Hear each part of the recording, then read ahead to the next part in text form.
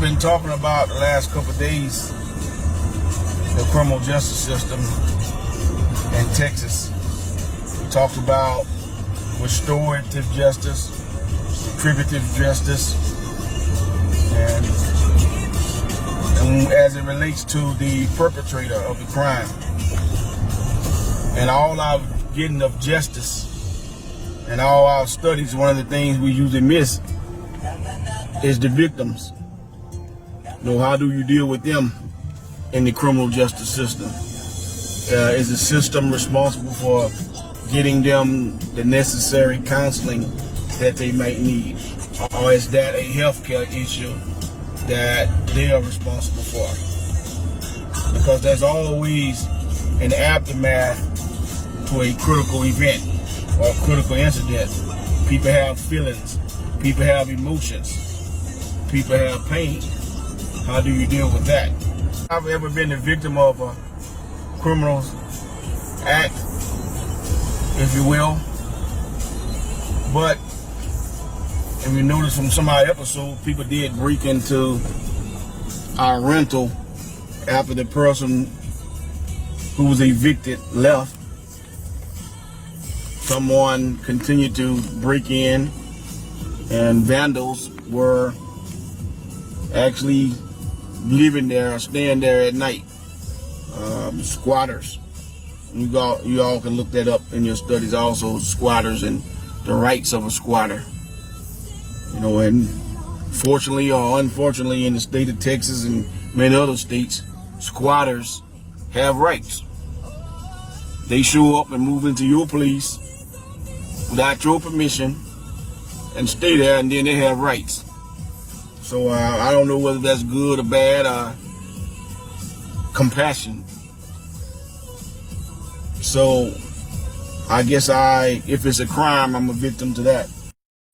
But people that are victims of crime, maybe assault or all the different forms of assault, how do they get over that? You can't replace that. How long does it take them to get over it? In another episode, I talked about when my grandmother passed. It took me about 3 years to get over that, if one ever gets over that.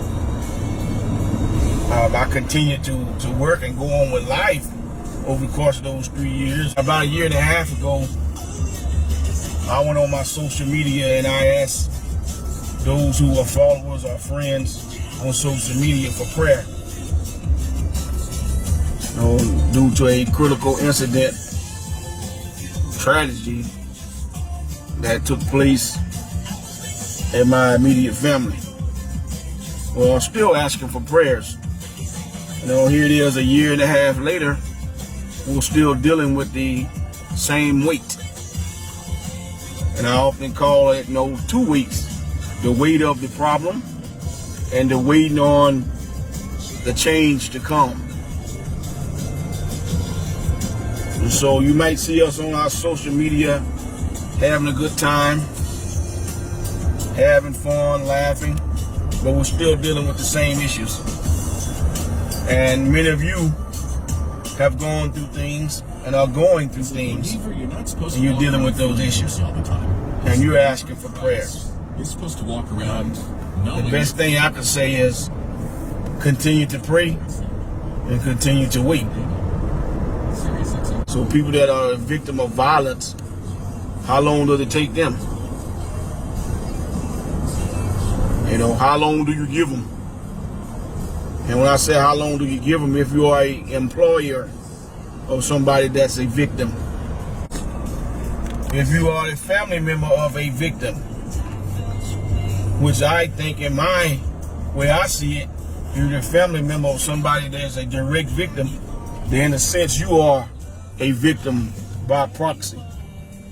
But how long do you give them to get up and keep going? Because at some point, we all got to get going, or that person is being re-victimized if they're just sitting there wallowing in that crime that was committed against them or their feelings. At some point, it's their responsibility to get up. Because people, we're all human. We're going to only go so far with people and then we're going to say, hey, it's time to come out of this.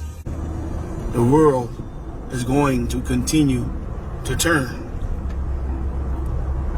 And then you might wake up 3 years later and you'll see the world has moved on without you.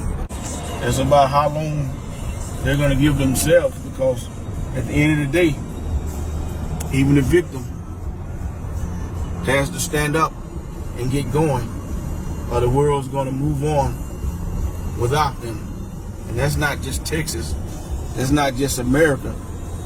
That's the world is going to go on. Rolling. Zoom, there you go. That's Texas.